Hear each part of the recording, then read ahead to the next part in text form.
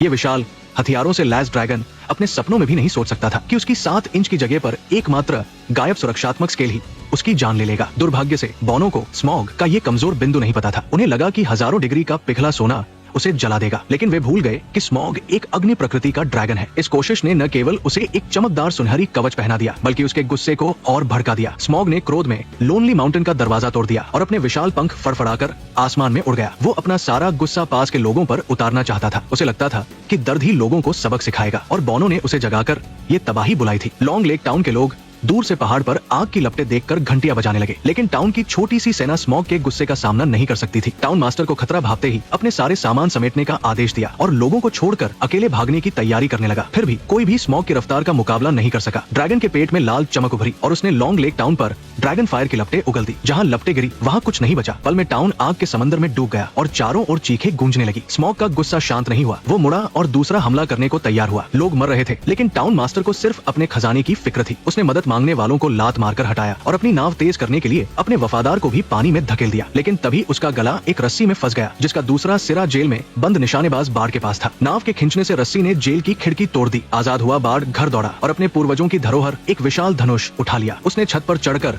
दूर घंटा घर को निशाना बनाया। ड्रैगन को मारना और अपने पूर्वजों का सम्मान वापस लाना अब इस असंभव सी लड़ाई पर निर्भर था। लोनली माउंटेन पर बॉने अपने ड्रैगन को भड़काने के फैसले पर शर्मिंदा थे, लेकिन थोरिन अकेला महल की ओर ताक रहा था। शायद उसे सिर्फ अपने कबीले के खजाने की फिक्र थी, न कि लॉन्ग लेक टाउन की चीखों की। अब सारी उम्मीद बाढ़ पर टिकी थी। बाढ़ ने छलांग लगाकर स्मॉग के विशाल शरीर से बचा और अपनी तलवार छत पर गाड़कर मुश्किल से ड्रैगन को चकमा दिया। स्मॉग ने इस छोटे से इंसान पर ध्यान नहीं दिया और जमीन पर आग बरसाता रहा। आखिरकार बाढ़ घंटा घर पर पहुंचा। जलते हुए टाउन और तबाही मचाते ड्रैगन को देखकर उसने बिना हिचक तीर चलाया, लेकिन ड्रैगन की स्केल्स इतनी मजबूत थी कि कई तीर लगने के बाद भी उसका एक खरोंच नहीं निकला। भागते लोग बाढ़ को इंसान के रूप में ड्रैगन से लड़ते देखकर थोड़ी उम्मीद पकड़ने लगे, लेकिन स्मॉग को गिराने के लिए साधारण तीर काफी नहीं थे। तभी बाढ़ के बेटे को याद आया कि पिता ने उसे एक काला तीर छिपाने को कहा था, जो बॉनो ने ड्रैगन मारने के लिए बनाया था। उसने भागने का इरादा छोड़ दिया और लोगों के विरोध के बावजूद रस्सी के सहारे नाव तक पहुंच गया। घंटा घर पर बाढ़ ने दर्जनों तीर चला दिए थे। पीछे मुड़कर देखा तो सिर्फ एक तीर बचा था। फिर भी उसने हार नहीं मानी। उसने धनुष तानकर निशाना साधा। स्मॉग ने इस बार इस छोटे इंसान को नोटिस किया और एक झटके से घंटा घर को लगभग गिरा दिया। बाढ़ के पास अब कोई हथियार नहीं बचा था। वो निराशा में डूब गया। तभी उसका बेटा काला तीर लेकर घंटा घर पर चढ़ाया। वो अपने पिता के साथ स्मॉग का सामना करना चाहता था। बाढ़ ने उसे खतरे में देखकर भागने को कहा, लेकिन ड्रैगन ने उन्हें वक्त नहीं दिया। उसने उनके ऊपर पंजे मारे। पहले से कमजोर लकड़ी का टावर ढह गया। बेटा किसी तरह एक तख्ते को पकड़कर बच गया। बाढ़ ने उससे काला तीर लिया और आखिरी जंग की तैयारी की, लेकिन जब उसने धरोहर धनुष उठाया तो वो टूटा हुआ था। स्मॉग ने बाढ़ की हालत देखकर घमंडी हंसी। उसे लोगों का निराश चेहरा देखना पसंद था। वो धीरे धीरे घंटा घर की ओर बढ़ा ताकि बाढ़ अपने बेटे को जलता देखे। ये बात बाढ़ की आखिरी हद थी। उसने टूटे धनुष के टुकड़े दोनों ओर के लकड़ी के ढांचे में गाड़े